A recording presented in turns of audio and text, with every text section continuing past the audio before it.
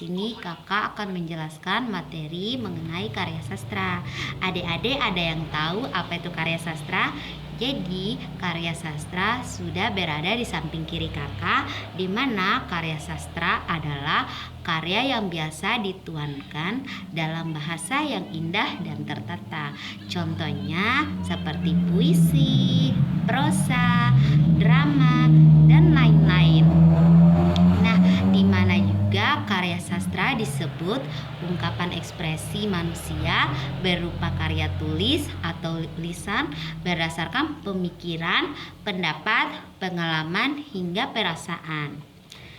Nah, semuanya itu diwujudkan dalam bentuk imajinatif, cermin kenyataan atau data asli yang dibalut dalam kemasan estetis melalui media bahasa. Nah, adapun fungsi sastra dibagi menjadi 5 bagian. Yang pertama, ada fungsi rekreatif.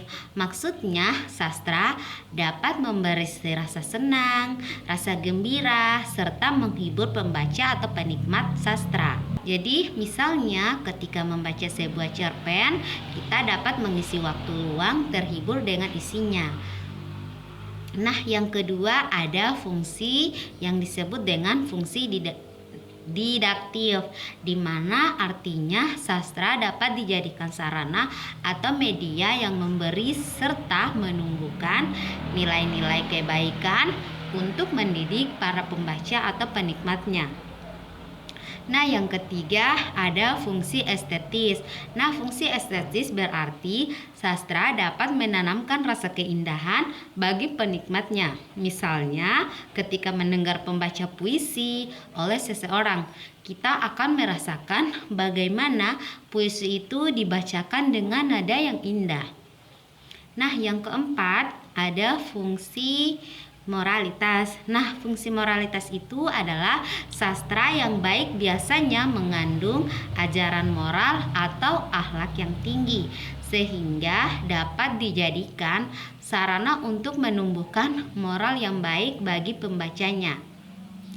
Yang kelima ada fungsi religius. Nah, fungsi religius itu memiliki beberapa karya sastra mengandung nilai ajaran agama yang mampu diteladani oleh para pembacanya.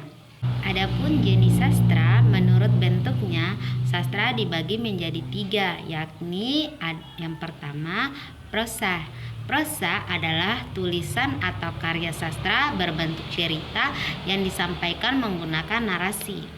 Yang kedua, ada puisi. Yang ketiga, ada roman. Yang keempat, ada cerita pendek. Dan yang kelima ada novel. Nah, di sini juga karya sastra menjelaskan tentang tujuan diciptakannya karya sastra. Yang pertama, menciptakan keindahan dalam pengalaman estetis. Tujuan utama sastra adalah menciptakan karya sastra yang memiliki nilai estetis atau keindahan.